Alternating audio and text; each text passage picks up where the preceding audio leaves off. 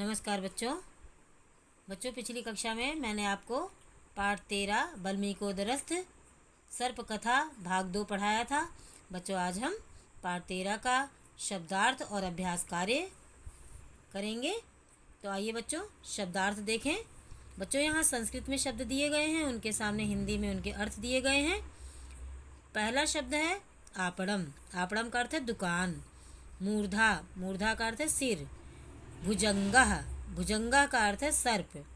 दुरात्मन का अर्थ है दुष्ट। रहस्य का अर्थ है गुप्त भेद। राजिका का अर्थ है राई या काली सरसों, राई और काली सरसों। विटप, विटप का अर्थ है वृक्ष। अंतरिता का अर्थ है छिपी हुई। वल्मीकम का अर्थ है बाम्बी। अंतःस्थ का अर्थ है शरीर में स्थित। फड़म, फड़म का अर्थ है फण। कलश युगम का अर्थ है घड़े का जोड़ा। कांजिकम का अर्थ है तरल पदार्थ। आइए बच्चों क्रिया शब्द देखें।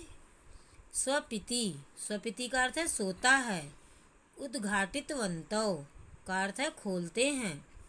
अब्रवीत का अर्थ है कहा। कृतवती का अर्थ है की। अवसत, अवसत का अर्थ है रहा। सर्वनाम पदानि, सर्वनाम शब्द है बच्चों। तयोः, तयोः का अर्थ है उन दोनों को।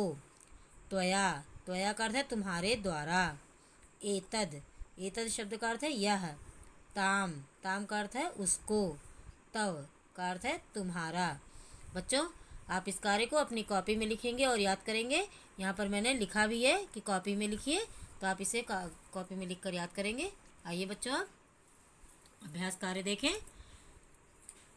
मौखिक कार्य में बच्चों, मौखिक कार्य में पहला प्रश्न आपको अपनी कॉपी में स्वयं लिखना है। मैंने यहाँ भी गृह कार्य लिखा है, प्रश्न नंबर 1 पर भी गृह कार्य मैंने होमवर्क लिख दिया है। तो आप पितृ पुत्री मुखम चा पदानाम शब्द रूपाणी वदत। पितृ पुत्री और मुख शब्दों के शब्द रूप बताइए। बच्चों यहाँ बताना नहीं है आपको लिखकर याद करना है इन तीनों शब्दों के शब्द रूप। प्रश्न नंबर 2 बच्चों है अधोलिखितान शब्दानाम संस्कृत पर्यायम वदत। अधोलिखित यानी नीचे दिए गए शब्दों के पर्याय, संस्कृत पर्याय बताइए। संस्कृत शब्द बताइए। संस्कृत पर्याय का मतलब है कि हिंदी शब्दों का संस्कृत में के शब्द के रूप में उसको बताना। जैसे दुकान, दुकान को संस्कृत में क्या कहते हैं? आपड़म। तुम्हारे द्वारा, तुम्हारे द्वारा के लिए संस्कृत का कौन सा शब्द होगा? त्वया। राई, राई को राजिका कहते हैं। कहा, कहा के लिए कहते हैं अब्रवीत। उन दोनों के लिए संस्कृत शब्द क्या होगा? तयोः। घड़े का जोड़ा, घड़े का जोड़ा के लिए संस्कृत शब्द क्या होगा? कलश युगम। छिपी हुई को संस्कृत में क्या कहते हैं? अंतरिता। तो बच्चों इस तरह से आपको इन हिंदी शब्दों की संस्कृत लिखनी है। तो आप मौखिक कार्य के प्रश्न नंबर 1 और 2 को अपनी कॉपी में लिखेंगे और याद करेंगे। आइए अब लिखित कार्य देखें। प्रश्न नंबर 1 है शुद्ध बहुवचन रूपम इति चिन्हेन चिन्हीकुरुत। शुद्ध बहुवचन रूप पर सही का चिन्ह लगाइए। यहाँ पर बच्चों आपड़ात, आपड़ात शब्द दिया है। इस शब्द का बहुवचन में रूप क्या होगा? उसके लिए यहाँ पर 4 ऑप्शन दिए गए हैं। उनमें से बहुवचन के शब्द आपको चुनने हैं, उस पर सही का निशान लगाना है चुनकर। तो आइए पहला ऑप्शन देखें। आपड़ाभ्याम, दूसरा है आपड़े, और तीसरा है आपड़ेभ्या, और चौथा आपड़े। तो बच्चों बहुवचन का शब्द है यहाँ पर आपड़ेभ्या। तीसरा शब्द सही है, उसके आगे हमने सही का निशान लगाया। इसी तरह से कृतवती, कृतवती शब्द के लिए बहुवचन शब्द क्या होगा? आइए देखें। पहला ऑप्शन है कृतवान, दूसरा है कृतवत्यः, तीसरा है कृतवन्तौ, और चौथा है कृतवन्तः। तो कृतवती के लिए बहुवचन में शब्द है कृतवत्यः। दूसरा शब्द सही है या बहुवचन में है बच्चों यह शब्द? अब्रवीत, अब्रवीत शब्द का बहुवचन में क्या रूप होगा? पहला ऑप्शन है ब्रुवंती, दूसरा है ब्रूते, तीसरा है ब्रूयसे और चौथा है ब्रूतम। तो बहुवचन में शब्द है ब्रुवंती, पहला शब्द सही है। इसके आगे हमने सही का निशान लगाया। पीडयसी, यह सब बच्चों शब्द जितने भी हैं यह एक वचन में है, हमें बहुवचन का रूप ढूंढना है इन शब्दों का। तो पीडीएसी, पीडीएसी के लिए बहुवचन शब्द देखिए आइए क्या होगा? पीडियामी पहला ऑप्शन है, दूसरा है पीडियावह और दूसरा है पीडियव, पीडियवह, तीसरा है पीडियथ। तो बहुवचन शब्द है पीडयथ, चौथा शब्द सही है, बहुवचन का रूप है बच्चों यह। अगला है अवसह, अवसह धातु रूप का बहुवचन में क्या रूप होगा? आइए देखें ऑप्शन। पहला है अवसम, दूसरा है अवसतम, तीसरा अवसन और चौथा अवसावह। तो बहुवचन का शब्द है अवसन, तीसरा शब्द सही है, इसके आगे हमने सही का निशान लगाया। आइए बच्चों प्रश्न नंबर 2 देखें। अधोलिखिता नाम वाक्या नाम लंग लकारे कत्वतु प्रत्यय वाक्येषु परिवर्तनम कुरुत। कह रहे हैं कि निम्नलिखित वाक्यों को भूतकाल के कत्वतु प्रत्यय युक्त वाक्यों में परिवर्तित कीजिए। बच्चों यहाँ पर जितने भी रूप हैं वो वाक्य दिए गए हैं बच्चों, यह सब वर्तमान काल में है।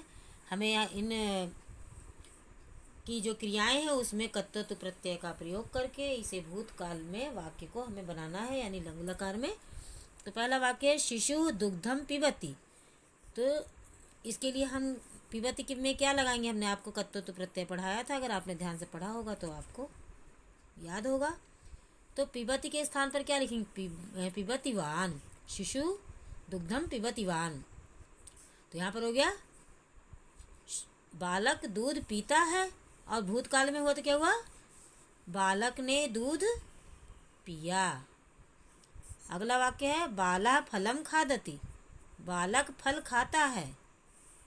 हमने इसको खादति शब्द को कत्वतु प्रत्यय लगाकर शब्द बनाया तो क्या बना? बाला फलम खादितवान।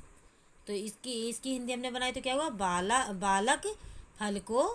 बालक ने फल को खाया, खादितवान खाया और खादति खाता है। छात्रों गृहम गच्छता, दो छात्र घर को जाते हैं।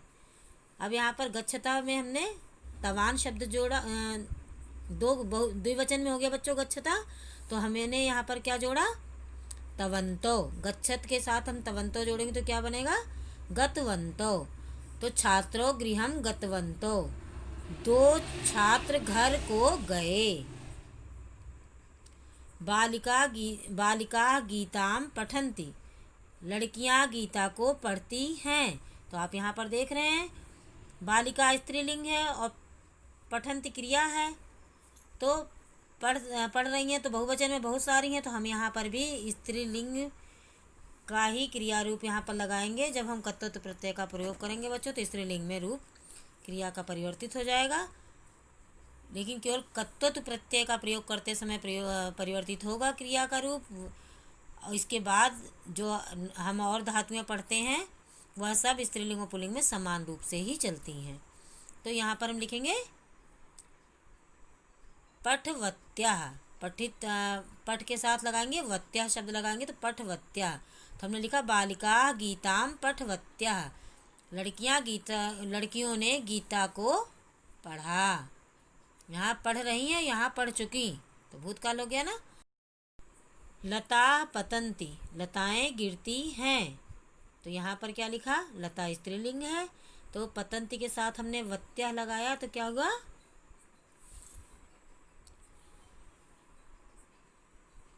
पतवत्याः, लता पतवत्याः, लताएं गिरी। तो ये गिर चुकी हैं, यहाँ पर गिर रही हैं। आइए बच्चों अगला प्रश्न देखें। प्रश्न नंबर 3 है शुद्धम संधि विच्छेदम पदम इति चिन्हेन चिन्ही कुरुत। कह रहे शुद्ध संधि विच्छेद शब्द पर सही का निशान लगाइए, सही का चिन्ह लगाइए। तो पहला शब्द है बच्चों वल्मीको परी, तो वल्मीकोपरि के लिए बच्चों सही संधि विच्छेद क्या होगा, उसके लिए 4 ऑप्शन दिए गए, इनमें से एक सही है, उसके सामने हमें सही का निशान लगाना है। तो आइए देखें, पहला ऑप्शन है वल्मीको धन परि, दूसरा वल्मीक धन उपरि, और तीसरा है वल्मीक धन ऊपरी, और चौथा वल्मीक धन उपरि। तो बच्चों वल्मीकोपरि शब्द का सही संधि विच्छेद है खा, वल्मीक धन उपरि, तो दूसरा संधि विच्छेद शब्द सही, उसके सामने हमने सही का निशान लगाया। दूसरा शब्द है एकोय परह, तो इसके लिए सही संधि विच्छेद शब्द क्या है ये देखें। पहला ऑप्शन है एकोधन अपरह, दूसरा है एकोधन अपरह, तीसरा है एकह धन अपरह, और चौथा है ऑप्शन एक धन अपरह। बच्चों यह भी आप आ के रूप में ही परिवर्तित है, लेकिन आ का पूर्व रूप हो जाता है, यहाँ पर पूर्व रूप संधि है, पूर्व रूप हो जाता है, तो यह आ जो है इस आकार में आ जाता है। तो हम एको अपरह का सही संधि विच्छेद है खा, एको धन अपरह, तो खा सही संधि विच्छेद शब्द, उसके सामने हमने सही का निशान लगाया। तीसरा शब्द है अत्युषुड़ीकृतम, इसके लिए सही संधि विच्छेद क्या है ये देखें। पहला ऑप्शन है का अत्युधन षुड़ीकृतम, दूसरा है अत्युधन कृतम, तीसरा है ऑप्शन अतधन युषुड़ीकृतम, चौथा है अतिधन उषुड़ीकृतम। तो बच्चों घा संधि विच्छेद शब्द सही है, इसके आगे हमने सही का निशान लगाया। अत्युषुड़ीकृतम का सही संधि विच्छेद है अतिधन उषुड़ीकृतम। अगला शब्द है तवाप्येदम, इसका सही संधि विच्छेद शब्द है कौन सा है ये देखें। पहला ऑप्शन है तवा धन अप्येदम, दूसरा है तव धन पय धन इदम, तीसरा है तव धन अपि धन इदम, चौथा तवाप्य धन इदम। तो बच्चों तवाप्येदम का सही संधि विच्छेद शब्द है घा, तवाप्य धन इदम, इसके आगे हमने सही का निशान लगाया। अगला शब्द है यदुषुड़म, यदुषुड़म शब्द का सही संधि विच्छेद क्या है आइए ऑप्शन देखें। पहला ऑप्शन है यदुधन षडम, दूसरा है यदुष धन ड़म, तीसरा है यत धन उषुड़म, और चौथा है यद धन उषुड़म। तो यदुषुड़म के लिए सही संधि विच्छेद शब्द है गा, यत धन उषुड़म, इसके आगे हमने सही का निशान लगाया। प्रश्न नंबर 4 है बच्चों समानार्थक पदानि मेलयत, समानार्थक शब्दों को मिलाइए। यहाँ पर बच्चों शब्द दिए है, इसके समान दूसरा शब्द कौन सा है उस शब्द के साथ हमें मिलाना है। तो सर्पः, सर्पा के समान दूसरा शब्द क्या है, समान यानी पर्यायवाची समानार्थक शब्द। तो सर्पा भुजंगः, विटप तरु, राजपुत्री राजकन्या, उदर जठरम, कलशः घटः। इस तरह से बच्चों आपको मिलाकर अपनी किताब में लिखना है। प्रश्न नंबर 5, प्रश्नानाम उत्तराणि संस्कृत भाषायाम लिखत, प्रश्नों के उत्तर संस्कृत भाषा में लिखिए। बच्चों प्रश्न नंबर 5 आपको अपनी कॉपी में लिखना है। तो आइए देखें इन प्रश्नों के उत्तर। पहला प्रश्न है राजपुत्रः कुत्र प्रसुप्तः, राजपुत्र कहाँ सो रहा है। उत्तर है राजपुत्र वल्मीकोपरि प्रसुप्तः, राजपुत्र बाम्बी के ऊपर सो रहा है। अगला प्रश्न है वल्मीकस्थेन सर्पेण किम उक्तम, वल्मीक में यानी बाम्बी में रहने वाले सर्प ने क्या कहा।